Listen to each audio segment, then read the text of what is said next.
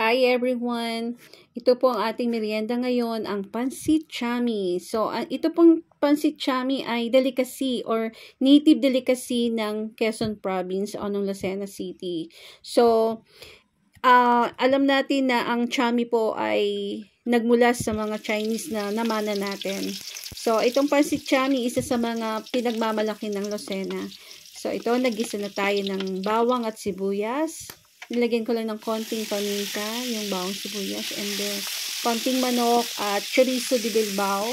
Masarap siya may chorizo. Lalong mas masarap siya kapag siya ay mayroong atay ng manok. Kaso wala po kaming atay ng manok ngayon. So, yan lang muna ang ating isinahog. So, mix lang natin hanggang masute.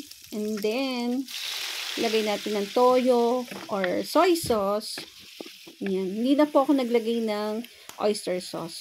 Then, konting paminta and then sugar. So, nilagay natin yung gulay. Isang natin sa paggisa. Meron tayong sayote, carrots, and bagu beans. And then, naglagay na rin po ako ng tubig at naglagay na rin po ako dyan ng Knorr cubes. So, ayan. Sineparate lang natin yung ibang ginisang gulay. Then, add uli another ng paminta para lang medyo may anghang siya ng konti. And then, lagyan na natin pagkakulo ng sabaw. Nilagyan natin yung chami. Ito pong chami ay binalunch ko na siya sa mainit na tubig na kumukulo.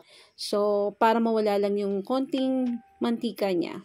So, ayan. After na maluto na po yung chami, nilagyan na natin sa ibabaw yung pechay and cabbage or repolyo.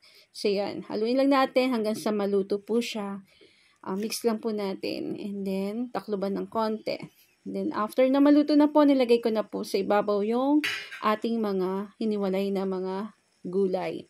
And then, nagtap po ako ng kinchay. So, yan na lang yung aking kinchay. And then, optional lang po itong sesame oil. Pwede pong hindi na nyo lagyan. Pero, masarap po kasi pag may konting sesame oil. So, yan na po. Luto na po ang ating merienda, ang Pancit Chami ng Quezon Province. Salamat po. Thank you for watching. God bless po everyone.